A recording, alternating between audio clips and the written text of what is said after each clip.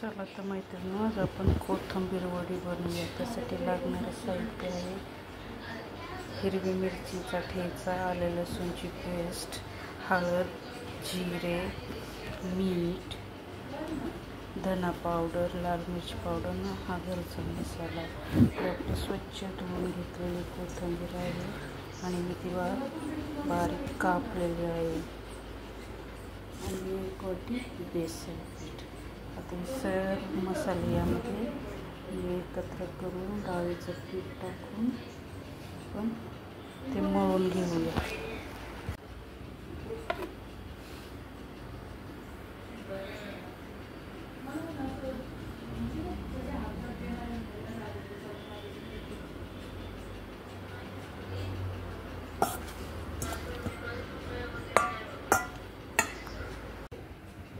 असं मळून घेतल्यानंतर असं खाली पॅनमध्ये पातेल्यात पाणी ठेवून आपली जी चाळण असेल त्याच्यावर असं गोळा करून थोडंसं पसरून ठेवायचे.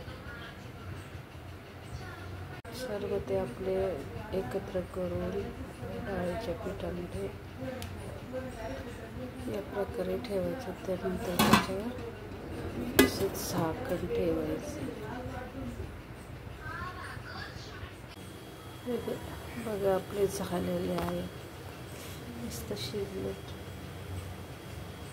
आपण त्याला थंड व्हायला ठेवू आणि डीप फ्राय करू.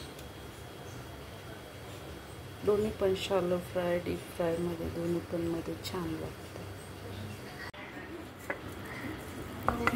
मस्त वाफेत ते शिजलेले आहे. त्याची काप करून आपण कढईत ठेवूया.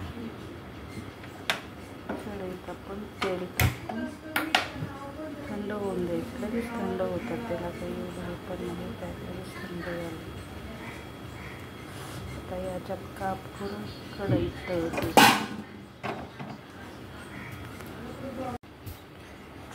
तुम्हाला हवे तशा आकारामध्ये कापू शकतो, ते इझिली कापले जातात. आता यामध्ये मी तेल ठेवले कढईत.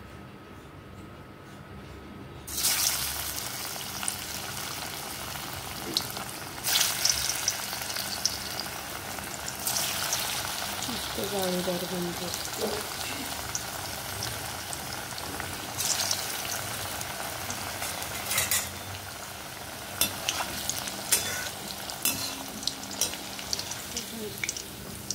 लगेच होतं ते, बघा लगेच तंदुरी कलर येतो, कारण त्याला आपण शिजून पण वाटलं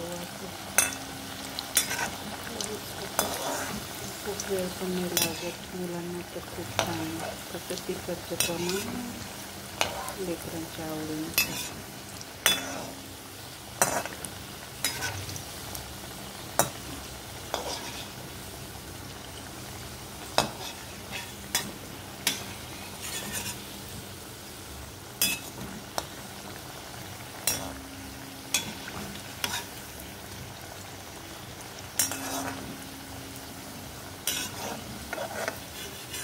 झाली आपली कोथिंबीर वडी. पेस्ट करून बघा आणि कमीमध्ये सांगा कशी बनली.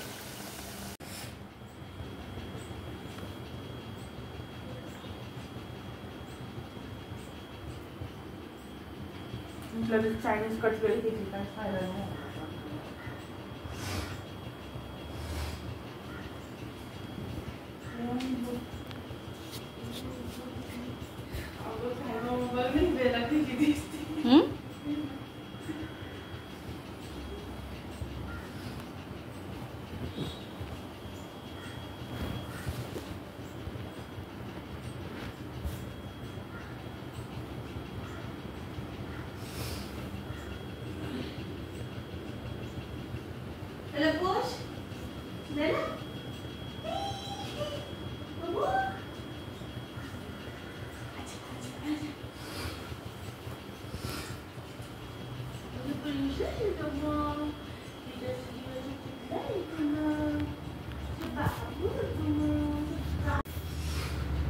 अशा प्रकारे आपली कोथिंबीर वडी तयार झालेली आहे.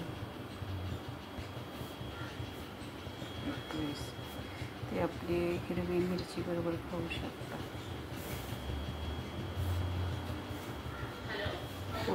जाईल. एक प्रेस करून बघा आणि सांगा कशी झाली.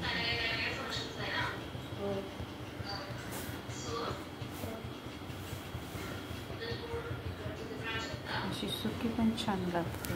लहान मुलांना खाताना फक्त तिखट कमी प्रमाणात घालायची. डब्याला पण घेऊन जाऊ शकता, कुठं प्रवासाला पण घेऊ शकता.